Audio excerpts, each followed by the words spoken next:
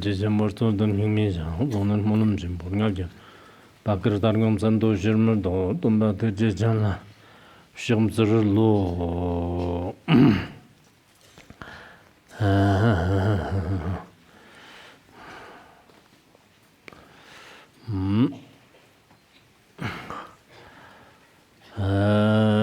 Bambukaba, Tinip Jordan de, Jafra Jonna Gerender Kitchik Sorto, Jordan de Janju Sawa Chimbo.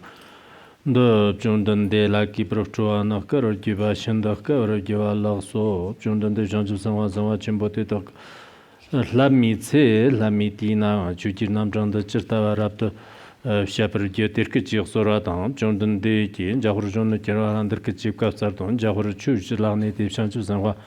Senhua Chimbe, Chujir Namjando Shimi, Tiji Tsena Yang Ta Bara Rapta Tambra Shao, Jikanjin and Jahur, Dalabshan to Senhua Senhua Chimbo, Taga Chuka, Tang Shuir Lani, Chujir Namjanda Rapta, Tambra Shao and Jahur and the Tati Shantu Senhua. Senhua Chimbo Chuka, Tang Shur Lani, Nepa Yen Jena. Chukano Shula Neba Yin Jina and Jahur Kungutzena Janjusan, Huasan, Hua Chimbu Zopatan, Taradan, Tari, Sato, Jan, Yedmardan, Adam Chotome Pretirti, and Jahur Kungutse, Shansu Senhua, Senhua, Chimbo, Chukan Lagan, Mushujan Chujina, Jam Sani, the Cherta, Janda Tarti, Kanchurnam, number of show, Baro, Martobatin, and Jahur Shansu Senhua.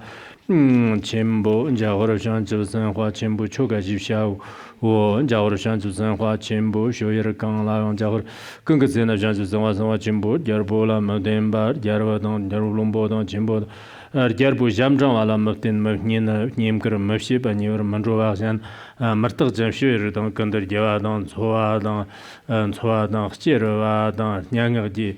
Tam Jula Juba, Nam La, Martin Mernin, Nimker Merchant and Jitin Jumpinba, Jitin Jumpinba, Sansin Cham and Jitin Jumpinba, La Martin Mernin, Nimker Merchant, the Hanjik, the Dibber Merchant, Dora, Zora Nam, the Mayan, and the Pangsong Nam, Lion Mayan, Shak, and Song, Nam Lion, Mayan, Rig, Rumba, Nala, Mayan Yabanala, Mayan, or Lamkanda, Karmkanda, Chibdi. Sodargye Barnamda, Mayan, Tietnamda, Mayan, Zentak, Gavata, Sivirni, Rnams Mandro, Tetan, Hanchi, the Dibram, Shiba, Jondo Hubber, Tizen Chabra, Maltozo, Te, Monibran, Chaba, War, Yantuki, Tapajan, Gelon, Titan, Geloma, don't give him, don't give him, Lam, Nin, Nimker, Meshiba, Titan, Dibber, Meshiba, in Chaba, Neba, Kana, Tetan, Drobi, Shoyer, Mayano, Jondo Nebal, this Chunjaba, Maltobate, Monibran, Chaba. Jahur Ten of Shanchu San Hua San Hua Chimbu, Shurlo, Jahura Jan Shanchu San Hua San Chimbu, Vimelagis Chabakan, Rom, Samarab Zone, Estad, Chunchapa, Mayan Badam, Melan Stodan Duba, Mayan Badam, Kim Dayan Zon, Dime, Dambadam, Modan, Kim, Modan, Stodan, Chunchapa, Simba, Mayan Batida, Goroshiba, Mayan Badam, Manala Chumurton Batida, Hanchi, the Gibermajiba, and Dobram, Gurmajiba, but no, Shirtachib, Kim the Gum, Manjig. Tejan Shabe Jesus Tamba Gumbana, Martoso, Carte Vedmela Chutumba de Nayan, Tana Chulayan, do Chagdian, Chumertunayan, Vedmetelayan, do Chagbecher, Tarmo, Chutumbana, Tana, Som Changvayan, Martona, Division and Jarajimbo, Stajermo, Getserdan, Getser, Madan, Gelon, Madan, Jonomadam, Tena, Tetolan, Tamian, Mashipin on the Jovalan, Jubra, Gajan, on the Tobran Jobala, Rada Tende, Jawarden, Jansusan was on Chimbu Shoyer. Tang Jahura Zanya, Jansusan Chimbu, Tamjala, Tombra, Tati Chitter Neba Janda, Lobra Neba, and the Bachata Janda, Neba, Mushabada, Moyoa, Mardoba, the Stag the Young Bachata Janda, Neba, Nam King, or Stav, Chunibi, Don Daniel Mara, Martiba, Manga, Wada Tobra, Jean Mebandimashi, Bargain Machaba, Mepa, give Juba Macha, Ba Neba, Namle, de Bana, Jim Genova, Jean, Theatre, Jahor, Chimbu, the Judam Gelata, Nebandi, Nebana, Jansusan Chimbu, Shoyer, La Nebayan, Jahor, then the Jansusan Chimbu, Shoyer, Nibago, Tene, Jonathan de Tun, the Giberton, Janti, Japan, the Gafsar, two, Shidijan, Jibala, Jimbame, Jamanju, Paramdo, Dendona, Tamba, Jansusan, Wakando, Chuka Shoyer, Jonja, Don the Mela, Jar, Jarboton, Jaroda. Drishir Tagdar Pamraja, Yerbujam Jang Ganyan, Yerbujam Jang Ganyan, Dang Doratan, Zorada, Martajan, Tetagar Nabakunda, Jim Shida Gerlung, Alone, Bajam, the Senshi, Margir Namna, Nima, Namna, Nima, Jansanam Chara, number of Gujang Mava, Jur, Jan, Gujang Mava, Jur.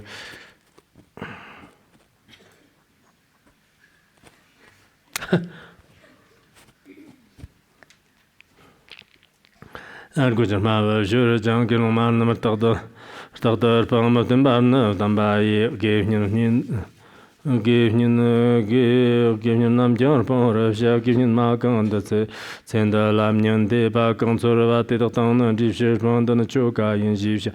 Kanjik de Tagoni, Jamjurna, children, Hanibame, Jamajan, Barahua thought that I should admit Manan, Samson, a con de Landriba, Shirno, Timernam, Sum, Narmada, Jun Madan, number of Pont, Delanarda, Gamma, Shidam Kedon, Good Pandravada, Panzovada, Shambada, Depreshiba, number of Pont, Gandak, Chuk, Nama, Lokshu no Soba, Zavshir, Sharnam, Sonjit, Patet, and Deepshir, number of Pont, Gandak with me, associated, Karmkan Ket, Sutra, Kanjantet, Tinja, Teter Namdan, Jim, Remy Sover, Nim, Shachester, Chirney Longshot, and so as an ancient Tarba, Teter number, Kunda Yonser Pam, keep a with me, Namla, Kangatina, Chu, Chatpa, Ten of Chigbro, Mandorti, Guchan Digbro, Moshago, Kansi Zepshire, Yanda, Tronton Jigbro, Jedna, Gerlon Nila, Zara, Yana Sandy, Chamber, Kanga Chair, Damba. Dordin, Dundan, Zuneba, Chokatan, Shuertan, Tomering Epshit, Dayano, Gansen Dishi, Dimashi.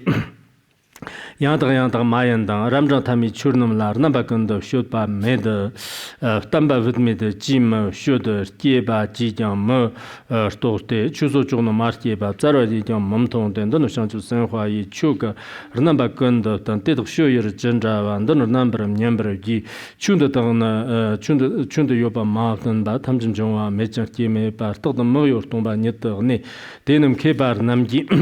Dinner Kiba Namji Pyoyerian, the Dondishi Loper of Tarbarte, Yantak Munla, Yantak Yopme La, Mashua Domaki Churna La, Yantak Netam Joa, Loper of Tan, Semner Tagda, Sirchim Nyamber, Jar, Pumbo, Division Raptor, Ne, Division Digne Namkar Tower, No, Churnum Kund, the Tabar, Start Namkam, Tsumber, Nyambo, Meda, Moyor, Lumit, Number Pan, Churnum, the Tagda Tierne Ban, Donum Kibar Namji.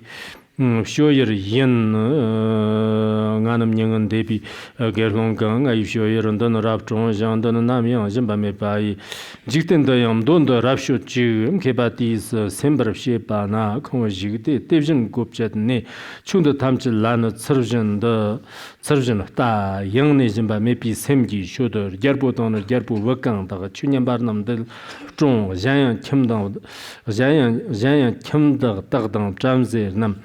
Tamchid Ti, Yurden, Cooper, and Yer.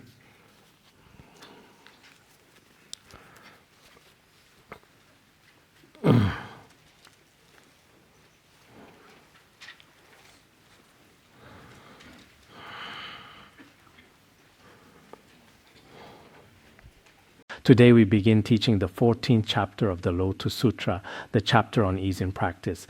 This chapter on ease in practice. I did not take the medicine, right? Just now.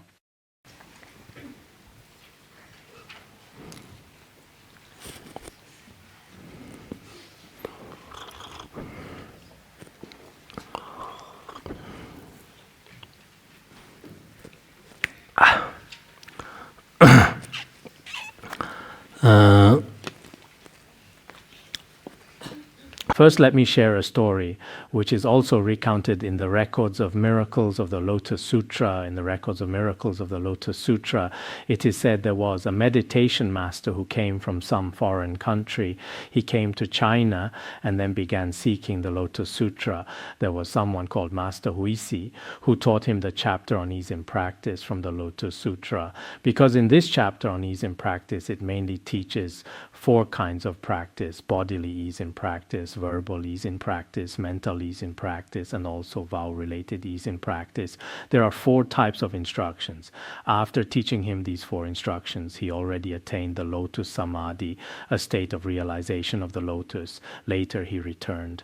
When he was returning, he heard a prediction while traveling by boat. There is a voice from the sky which is inviting him to the dragon palace. Later, when he went to the dragon palace, for 7 days he taught the Lotus Sutra to those dragon beings. Later, after returning to the human realm, he also became very famous in the world. His disciples attained different meditative absorptions, such as among earth, water, fire, and wind, the water light samadhi, the fire light samadhi, many different meditative absorptions that they had already gained some realization. So this chapter on ease in practice also has special blessings. It has unique blessings. There was also a practitioner during the Tang dynasty who also cultivated the 4 practices from this chapter on ease in practice. Later he developed immense compassion for sentient beings, extremely great compassion. Previously he was an official. Wherever he went before, he often rode horses. But later he no longer harmed any sentient beings. His practice became very excellent. Later, when he died, it seems his wife also died. Then they were going to be buried together in a coffin. At that time, many auspicious signs appeared. Later, after more than 10 years, when they opened that tomb, the person buried inside was someone who had regularly practiced the Lotus Sutra. His tongue was still bright red and had not decayed. All his other bones and flesh had completely decayed after 10 years, but his tongue remained vividly red. So I think many past masters and great practitioners, for example, Kumarajava, who translated the Lotus Sutra, when he passed away, his tongue also did not decay. In many of the accounts we studied earlier, everyone should already be familiar with this. His tongue did not decay.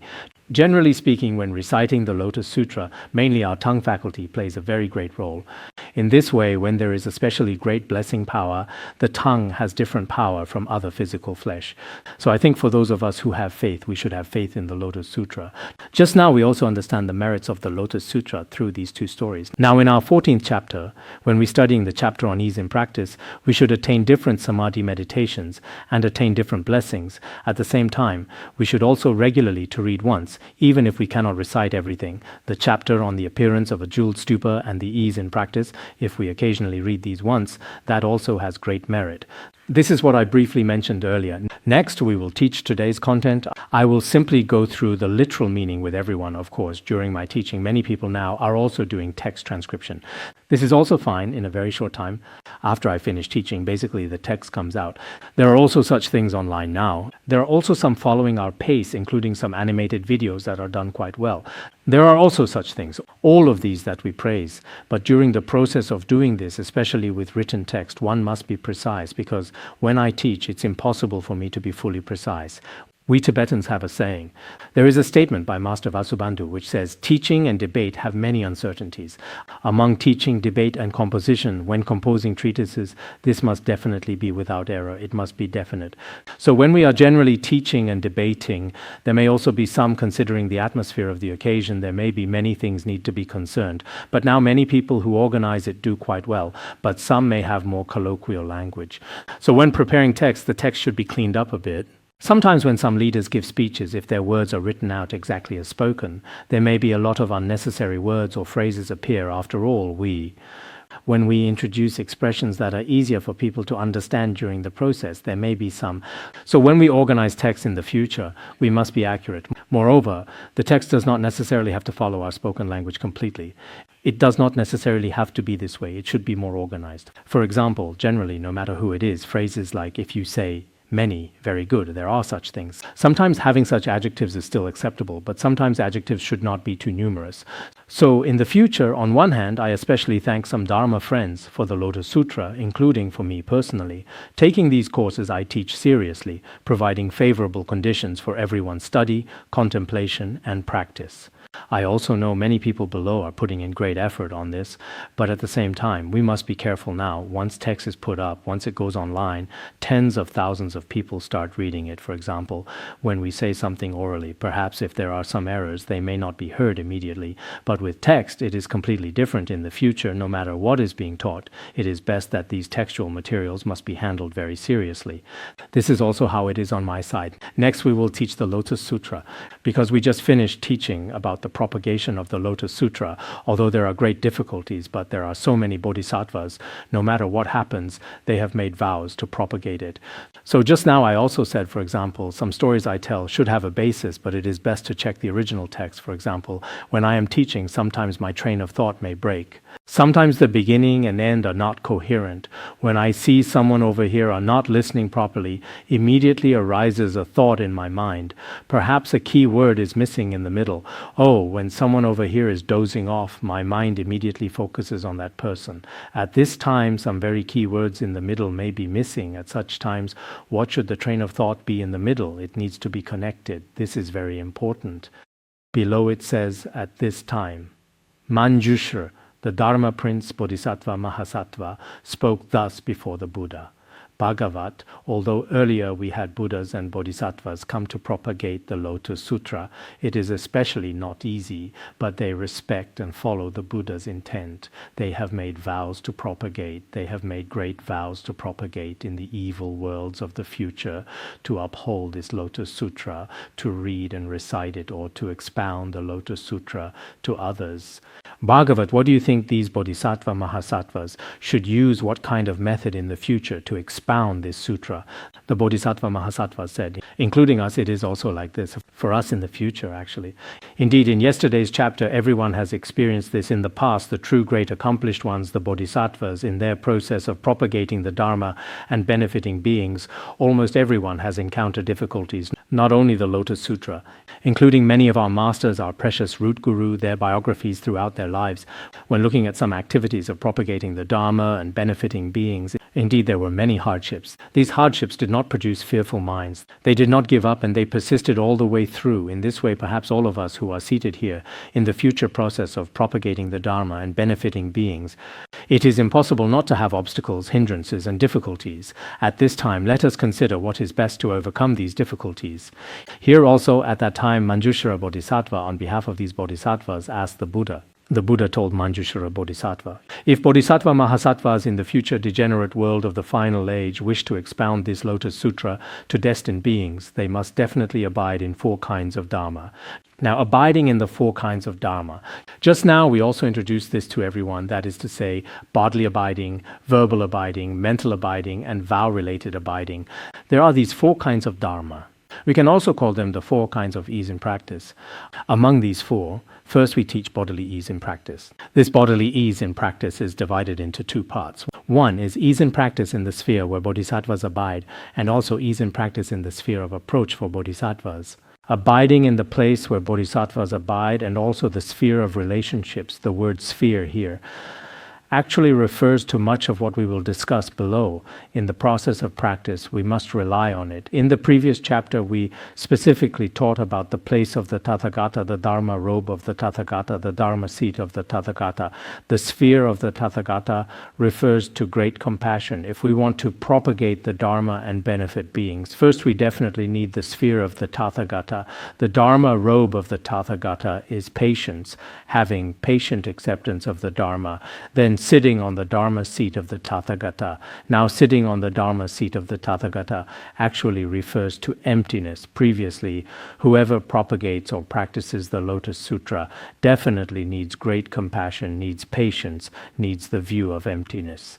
These 3 are very important. If there is no great compassion, they cannot possibly expound for sentient beings. If there is no patience, in the middle they will regress, they will become discouraged. If we are not strong, it will not work. If there is no realization of emptiness or no view of emptiness, they are only teaching a worldly Dharma, so the benefit to sentient beings is also not very ultimate, because generally this worldly knowledge fundamentally cannot solve the great sufferings of sentient beings, birth, old age, sickness, and death.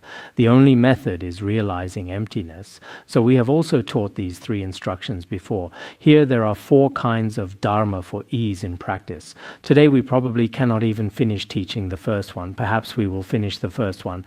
I do not know. We will see how it goes later. If you do not doze off, I will finish teaching everything. If you doze off, if even one person dozes off, I will not teach anymore. I am also a bit sleepy myself.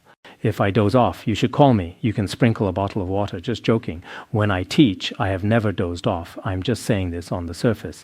Teaching this ease in practice, in places, in this way, one can expound this Lotus Sutra for sentient beings. Actually, this Lotus Sutra, most importantly, one must awaken from the heart.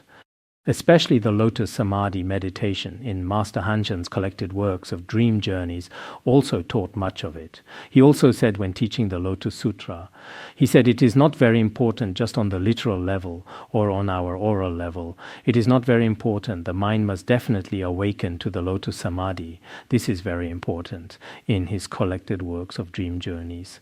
Much is also taught about principles related to this. So below, how do we abide in sphere and sphere of relationships? Below we begin teaching.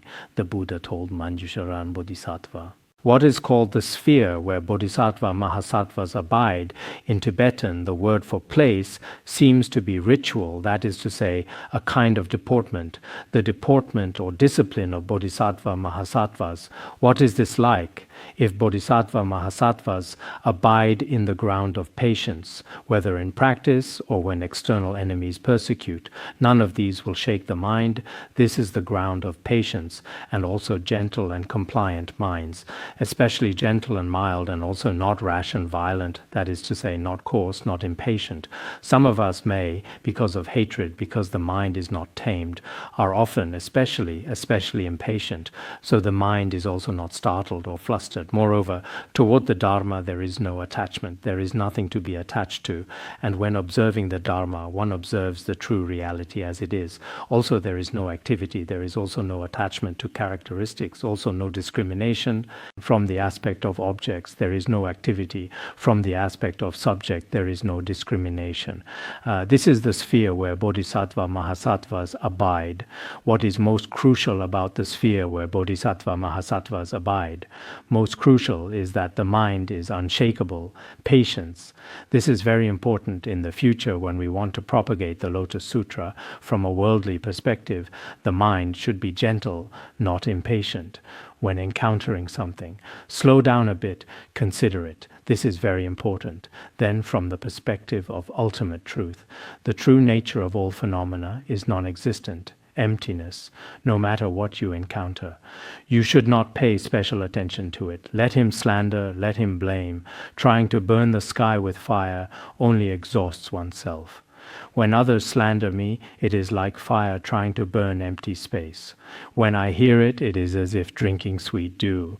No matter what gossip or slander from others I hear, I treat it as if drinking sweet dew. It will not harm me in any way. So for true realizers, whether online, face to face, or behind their back, when they begin to slander you, begin to speak gossip, it is just like fire fundamentally cannot burn the sky.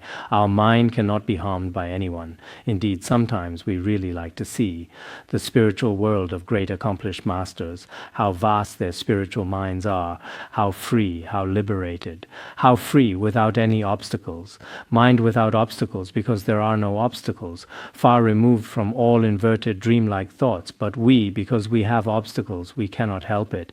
Every day we are in some hope or anxiety or worry, always in such states. Therefore, the first sphere where bodhisattvas abide actually is patience of mind. Moreover, in such a state of emptiness, this is the one.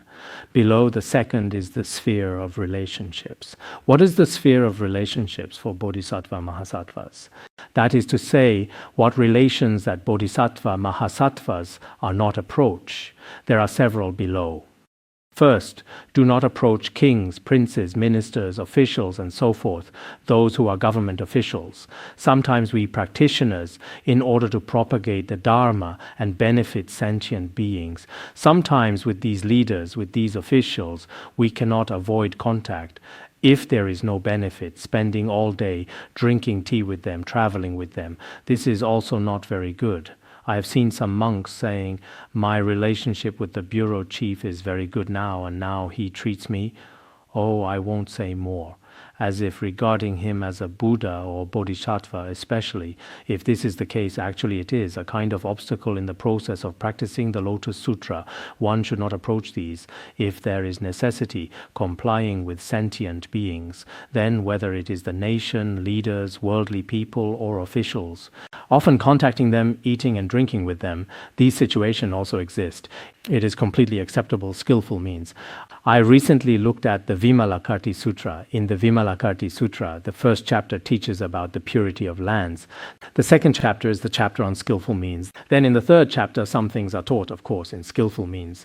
Vimalakirti, the householder, could contact with anyone, for example, with kings. He might use the language of kings. With children, he would use the language of children. With worldly people, including some butchers, prostitutes, whatever kind of people, he had his own skillful means for them. This is also an especially marvelous way of doing things. Perhaps many of us cannot do this, but the method here is somewhat different.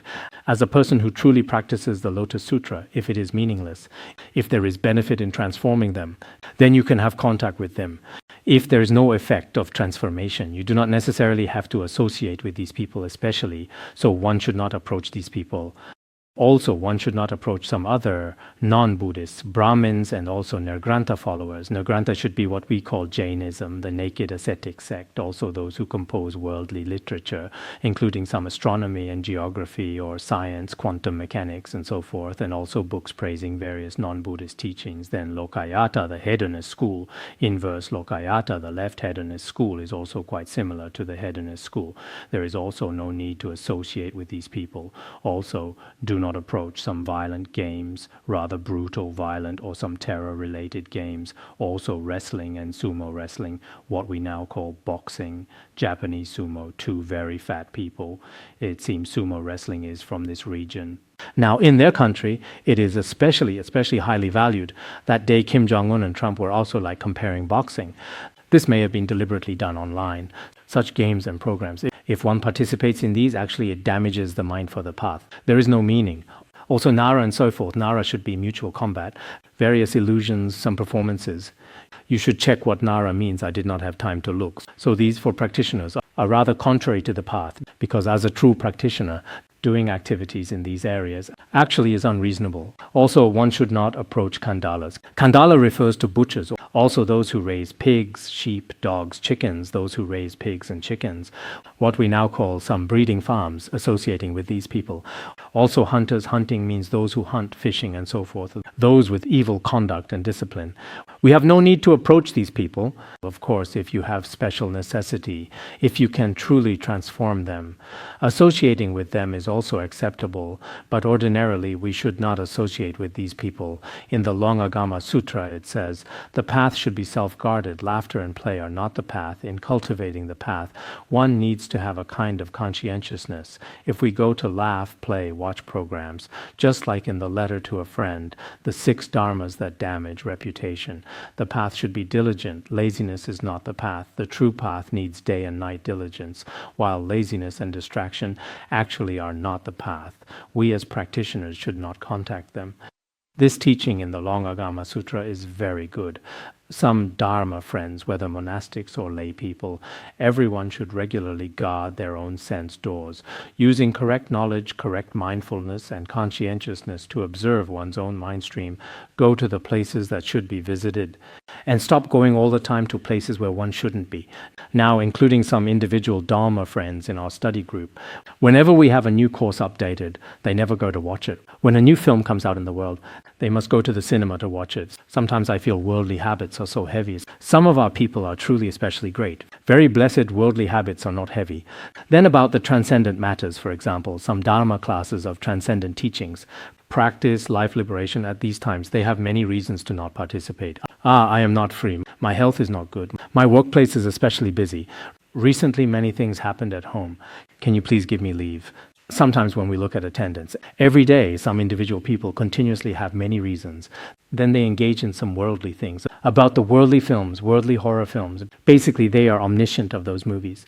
They have already attained the fruition of omniscience on that. We also rejoice in these people, right? But in true practice, if there is no special necessity. Generally speaking, we should minimize participating in such activities as much as possible. Otherwise, as beginners, our minds are especially easily distracted by worldly activities. If you have spent 10 or 20 years studying and contemplating, perhaps occasionally looking at these things is fine. Your overall foundation is quite solid and you will not be immediately influenced or changed by them. But if our habits from past lives are not very good, also in this life, since we grew up in such an environment, it is just like the sunlight emerging from clouds in the middle. When we have only just begun to come into contact with the Dharma, the power and influence of worldly phenomena is extremely strong. And regarding transcendent matters, faith, liberation, and so on, our own faith is like a lamp in the wind, exceptionally fragile. At such a time, if we do not protect ourselves well, then in a very short period, everything we previously studied may be lost completely. So sometimes you should also observe yourself more. Sometimes when these people come, you can expound the Dharma to them, but without expectation. You should not hope, oh, now he has already taken refuge. He will definitely be very good, a future great accomplished one. It may not be the case, but these few words without expectation in Tibetan, they do not exist. Also, one should not approach Śrāvaka seeking bhiksus, bhiksunis, upasakas and upasikas. Also, no need to greet them or anything. Moreover, whether in chambers or while walking meditation or in some lecture halls, there is also no need to dwell together, because if we are studying the Mahayana Lotus Sutra tradition, perhaps if you associate with people of such a tradition that focuses on self-liberation, living together, eating together, playing together, gradually perhaps your mind for the path may be damaged if these people also come seeking the Dharma. You can also teach classes to them, but you should not have especially great expectations, because sometimes our expectations are very great, but disappointment is even greater. So we generally, for example, for the people who participated in the oral presentation after the class, if someone presents especially well, I think from two perspectives, oh, today's teaching was indeed very good, but I do not know if this person can stay long term or not. I do not know what this person's character is like. Many aspects need to be considered. Some people present especially well at the beginning, then gradually they become deteriorate. This is also possible. So sometimes one cannot have too much expectation. If one has too much expectation, in the end it is still quite painful. Originally this person was so good, it should have been cultivated to be like this. As a result, in the end, they may not even have true understanding. At such times, everyone may be quite disappointed. Also, the Buddha told Manjushra, Bodhisattva Mahasattvas should not be attached to the bodies of women, because as a practitioner, especially a monastic, if a female monastic, toward male bodies, similarly one should not be attached, if one develops some desire toward her. This is unreasonable, and when teaching Dharma to them, you can also teach Dharma to these people. If entering into the homes of these people, one should not speak together with young girls, maidens, virgins, widows, and so forth, because they have no guardian. Such people basically have no guardian. If there is no guardian, one should break precepts, damage the mind for the path. There is such danger. Among males also one should not approach the 5 kinds of non-males, pandakas. The 5 kinds of pandakas are often taught in the Vinaya. Some commentaries on the Lotus Sutra also teach this. Someone who without male organ from the beginning, or the male organ has been damaged, is useless, or is deformed half the month. There are 5 kinds of pandakas. These people one also should not be approached with. Even more, one should not have deeper relationships with them. Then one should not enter alone into the homes of other people. If one needs to go for alms and so forth, if there are some circumstances where one needs to enter alone, then one should wholeheartedly pray to the Buddha. Otherwise, one may damage precepts. There is this phenomenon. Below in the verses it says, if one person travels and enters another's home for alms, it is best to have another monastic accompanying. If there really is none, then wholeheartedly pray to the Buddha, not only entering another's home alone, actually when we go out, often praying to the Buddha, praying to the Guru. This is very important. Otherwise, when someone going out sometimes Each time when I leave the Larongar, for example, going out to propagate the Dharma, to teach, when going out I start praying, I hope to return smoothly, not to die on the road, not to stay outside and never return. Because sometimes if one does not pray, human impermanence is especially quick. What kind of impermanence, when it will arrive, it is also hard to say. However, now I feel 30 years are about to be complete.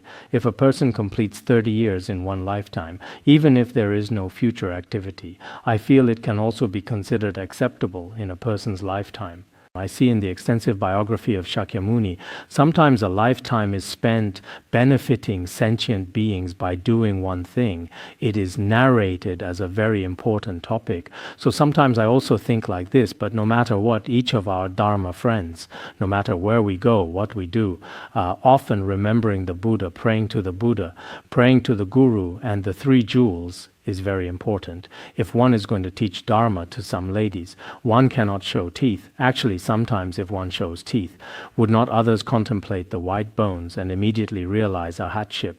This would also be quite good. I even suggest showing teeth would be better for others. Upon seeing this white bone contemplation, they immediately realize emptiness.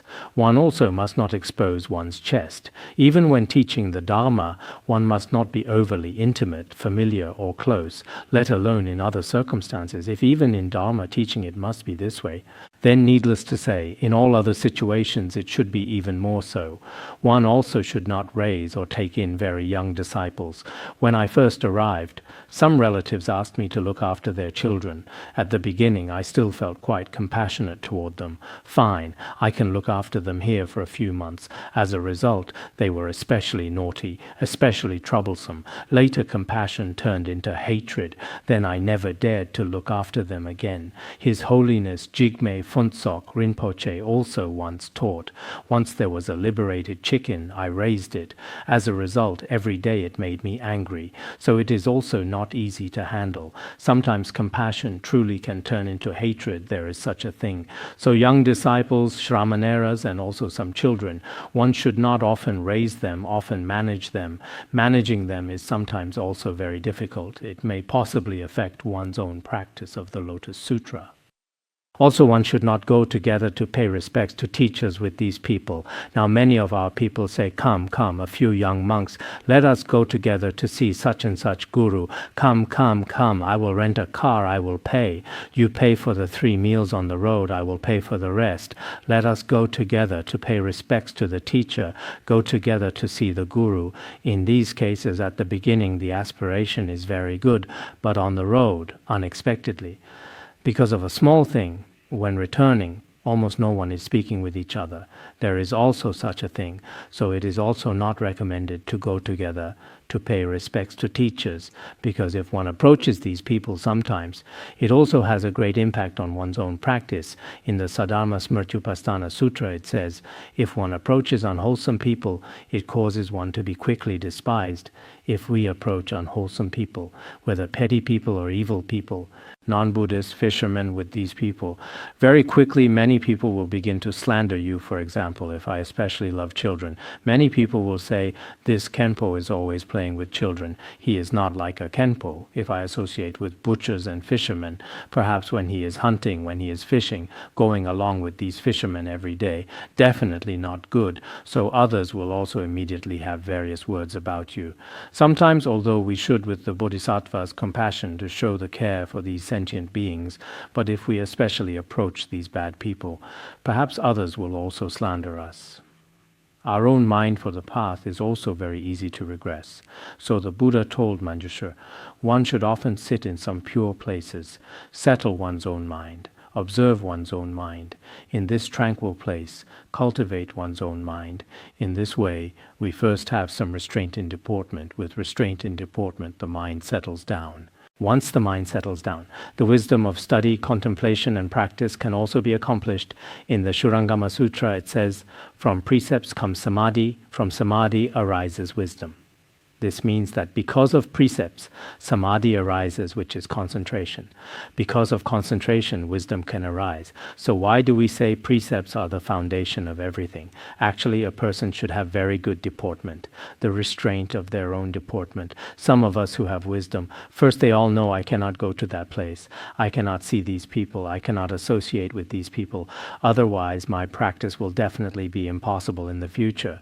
Among both men and women I have seen, there are such people. First, they have certain protective measures for their own deportment and their own character, and have a certain protective measure. Actually, this is what is called precepts. With these precepts, your mind settles down.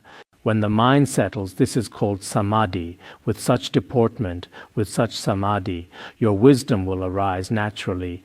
Why is it that some of our people, they spent for more than 10 years or more than 20 years of study, contemplation and practice, do not have any obstacle during their practice? The reason is that first they have very good precepts, then the mind settles down. If your mind cannot settle down, then if today we follow one kind of person and run to the east, and tomorrow we run somewhere else, our mind will inevitably become scattered. And once the mind is scattered, problems may also arise regarding the precepts. And when the precepts have problems, even if you still think, I want to continue studying, contemplating and practicing, your status or qualifications may already have been restricted. In the end, there is no way to recover.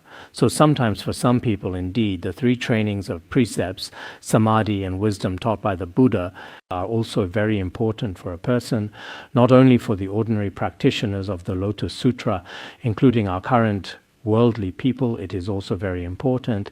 This person's basic deportment and cultivation, if they have this, then the mind stabilizes. If the mind becomes stable, then there will be no problems with one's work or family. So we should carefully observe this.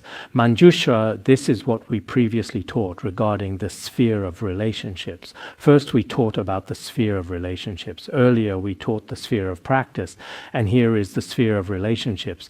This sphere of relationships, we taught another one again. This is a worldly sphere of relationships. As for the sphere of relationships on the ultimate level, Bodhisattva, Mahasattvas should observe all dharmas as empty. Observing emptiness means as true reality, the genuine reality. The genuine reality is not inverted, not moving, not regressing. Actually, in the Nirvana Sutra, the meaning of the 18 emptinesses is taught. For example, ultimate emptiness, outer emptiness, inner emptiness, emptiness of all dharmas, emptiness of compounded phenomena, emptiness of uncompounded phenomena. When we studied entering the middle way, we also taught the 16 emptinesses.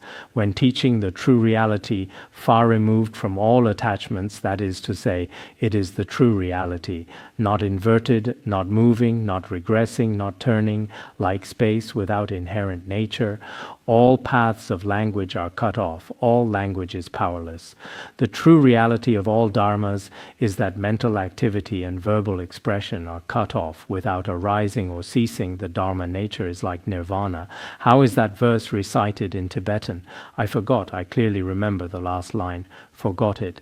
The true reality of all dharmas. Language and thought are already cut off without arising or ceasing. Peaceful, just like the nirvana realized by all Buddhas and Bodhisattvas. Actually, the nature of all phenomena is no different from nirvana. It is only that our discriminating thoughts are disturbed, and we do not understand. All language is cut off, without arising, without manifesting, without coming forth, without name and form. Truly nothing exists, measureless, boundless, unobstructed, unimpeded. In the annotations on the Lotus Sutra, the 18 emptinesses are matched, but as for the matching, it should also be acceptable.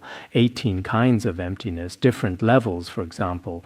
The true reality of a phenomenon is not inverted, never moved. There is nothing to regress from, nothing to turn, just like space. If the essence of this phenomenon is emptiness and luminosity inseparable, it is truly like this, but in this, one still needs to understand the emptiness of the second turning of the Dharma wheel and the luminosity of the third turning. I really would like to find a time to teach the Vimalakirti Sutra. In the Vimalakirti Sutra, what is taught is basically very similar to the view of Vajrayana. Mifam Rinpoche also quotes from the Vimalakirti Sutra as well, and in our Guhyagarbha Tantra, the story of Brahma with the top knot is quoted and taught. It is all in the first chapter. Firstly, I prefer to teach the Vimalakirti Sutra and then teach the Diamond Sutra. That is also acceptable. Really? I really would like to teach it because this sutra contains many Vajrayana viewpoints. Moreover, it includes many perspectives that are not mentioned at all in the Śrāvakayana or Bodhisattvayana. Some of them are quite profound. If one truly understands the Vimalakirti Sutra, one will understand why awakening is said to be affliction, naturally pure, the Tathagata Garbha is endowed, and also affliction is awakening. Because inside of this sutra it has mentioned the 10 great disciples of Buddha. When Vimalakirti the householder was ill, the Buddha asked each of the 10 great disciples to go see Vimalakirti. They all said, "We do not dare to go." Why did they not dare? Because in my previous interactions with Vimalakirti, his insights were extraordinarily profound. We simply could not comprehend him. So on one hand, I think that if I teach the Vimalakirti Sutra, the perspectives presented in the Vimalakirti Sutra serve as a bridge between Vajrayana and Sutrayana, a perspective that fully unites them. If we further come to understand the inseparable meaning of emptiness and luminosity, then this sutra, among Mahayana texts, is particularly remarkable for one reason, and another point is that the majority of our current audience are lay practitioners. Therefore, we should have confidence in lay practitioners as well. Lay practitioners are very remarkable because Vimalakirti himself held the status of a lay practitioner, and many ordained arhats' insights are not as profound as his. So lay people should be made aware that they are truly remarkable. Although some may not possess the insights of Vimalakirti the householder, they may not necessarily have reached such a level. Basically, at least the status is the same. So next time, if we have an opportunity. And after finishing the Lotus Sutra, I do not know if it is possible to start to teach the Vimalakirti Sutra whenever I want to teach any course. Temporarily, there is a bit of impulsive mind. After a period of time, it is gone again. Whether there will be or not, I do not know. I will see again after a period of time. Now it seems like we had a version which is translated by Kumarajava in Han Buddhism and also the Tang Xuanzang translation and another translation. There are 7 translations in total back to the history, but many have already been lost and no longer exist. Now, if someone like us who studies Tibetan Buddhism and who teaches the Vimalakirti Sutra, perhaps the view can be explained more clearly, because it has a lot of similar perspectives to the Guhyagarbha Tantra and some views of Dzogchen in terms of teaching with such status like us. Perhaps if we combine some of the principles of Vajrayana, the perspectives of this sutra might then be truly expressed. Next, I will briefly go through these verses. Although these 18 kinds of emptiness are not included, there should still be causal and conditional designations, which can arise conventionally from inverted delusions. Always observe such dharma characteristics. This is the second sphere of relationships for Bodhisattva Mahasattvas. Here, the second sphere of relationships. Actually, the first one is from the conventional perspective. The second is taught from the ultimate perspective. Below it teaches, the Buddha restated this meaning and taught in verse form. If there are bodhisattvas in the future, degenerate and turbid world, without any fear, willing to teach this sutra without any fear at all, teaching with great courage, and this is very important. No one should harbor fear, worry, or sorrow. This is my thought. Even if I teach courageously, it does not matter if I ultimately fail. This is not courage in doing wrong, but courage in doing good. Even if ultimately unsuccessful, I have this kind of thought. Then when teaching this sutra, one should enter the sphere of practice and the sphere of relationships taught earlier, these 2 points. Now for these 2 points, firstly, stay far from kings, princes, ministers, officials, and also those who engage in violent games. Also kandalas, that is butchers, non-Buddhists, mendicants, Brahmins, and so forth, also should not approach arrogant people. Those who grasp at the 3 trainings of precepts, samadhi, and wisdom of the lesser vehicle, and also precept-breaking bhiksus. Some in name are arhats but actually are not, and besides these precept breakers also bhiksunas who love to laugh and play, those who often like to laugh and play around, not practicing well, such people should not be approached.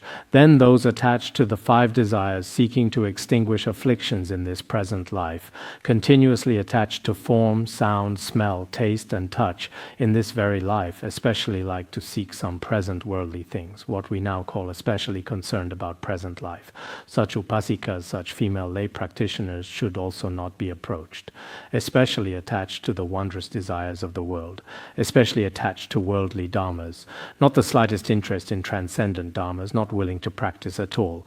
Such people should not be approached. If these people come with good intentions, with a mind seeking the dharma, with a mind for liberation to come, when they arrive at the Bodhisattva sphere, also in order to hear the Buddha's path, then the Bodhisattva should be without fearful mind, also should not harbor great expectations when teaching Dharma to them. These are women, cannot teach Dharma to her. These are Brahmins, cannot teach to him. These are naked, non-Buddhist ascetics, cannot teach to him. Do not have such fearful mind. Sometimes in a certain sense, we should be more open-minded. I also often tell our Buddhists, do not be especially too strict, especially for beginners at the beginning. Do not frighten them. Do not always scare them. You cannot do this. Do not sit over there. You cannot sit over there. Even when entering the Dharma place, it is like this. Then whatever they do. Oh, you must keep what precepts. Do this thing. If you say too much like this, others will all be afraid. So we should not be overly concerned about many things, also should not have certain thoughts about them in the mind. No matter what, still plant virtuous roots in them, still I should use a kind of tolerant, open attitude in a certain sense towards them. Actually, our Buddhists are sometimes truly not skillful. Sometimes it is too tight, nothing can enter. Sometimes it is too open. As if nothing is needed, for example, without empowerment, you can casually listen to Vajrayana teachings without any restraints, violating some rules. This is also not very good. Some widows, virgins, and also non-males. These also cannot be approached. With them, one also cannot have deep relationships. Also do not approach some butchers, executioners. Executioner seems to be an executioner who kills people. Previously, butchers were those who killed animals. Executioner is some who harm people. In some government agencies in the past, there were people who specialized in killing people. Also hunters, those who hunt, those who fishing. These people who kill these beings for their own benefit, and also some who sell meat to support themselves, and also those who display and sell female bodies, like prostitutes. These people should not be approached. Also violent wrestling, various games. Electronic games can also be considered as such. Spanish bullfighting, and also now in the world every day there is boxing that sometimes is very terrifying. All these cannot be approached. Also prostitutes and such also cannot be approached. If in some secluded places teaching Dharma to women is also unreasonable. When teaching Dharma, one also should not laugh and joke. It seems it is taught in the Samyukta Avadana Sutra. In one place there was a man. He looked especially handsome. He made a golden statue. He told his parents, if I find such a woman, I can get married. Then in another country, there was also a woman who looked especially good. She also made a golden statue. She said, if a person looks like this, I can get married. Later, after inquiries by people from the 2 countries, these 2 both looked quite good. So they married and started a family. After starting a family, in another place there was a king. This king, he looked especially good. He was also especially confident. He said, is there anyone in the world as handsome and dignified as me? Then they said, yes, there is in a certain place. There is someone who just married a wife. That person is said to be especially handsome. Then the king said, then can I see him? That is impossible. Someone is handsome than me. Absolutely impossible. He dispatched a minister. That man was to be invited back. The king invited him to come. When the king invited him to come, because when the king gives an order, he definitely had no choice but to listen, so he came along. When he came along, he thought in his mind, the king may on one hand look at my appearance, on the other hand he will also look at my inner qualities. I should still take a few books. Then on the road he thought to get a few books and return. When he returned to home, his wife wife was together with another person. He felt especially sad in his heart. Because of this reason, his appearance immediately became unattractive. He told the guide, "Can we rest on the road for 3 days? Otherwise now look at my face. Because I generated a mind of hatred, my appearance is especially unattractive."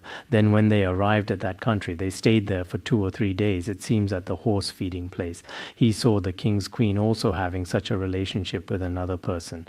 He noticed this situation, and at that moment he felt a little pleased. He thought, even the queen has become like this. Then my wife, not even mentioned. Once his mood lifted, his appearance instantly became more handsome. Then when he arrived before the king asked him why on the day he was summoned. He was delayed on the road for 3 days. He explained everything truthfully to the king. Both realized that many people are not very reliable. Later they both ordained. This is a true story. Now many films also teach like this, but sometimes in Buddhist sutras there are indeed such stories. If one truly feels weary and disgusted, in the end the two people discussed together and ordained. If one person goes to another's house to beg for alms, they should bring along a bhiksu if there is no bhiksu. Then wholeheartedly remember the Buddha. What is this called? It is called the sphere of practice and sphere of relationships. These are the two spheres, and with them one can teach in peace and happiness. Let us teach up to here.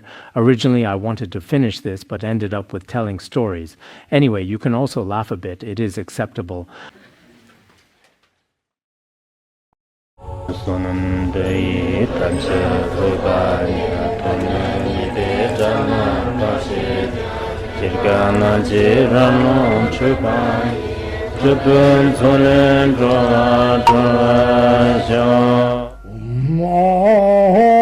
Bandara Badna Sodargye Bandara Badna Sodargye Bandara Badna Sodargye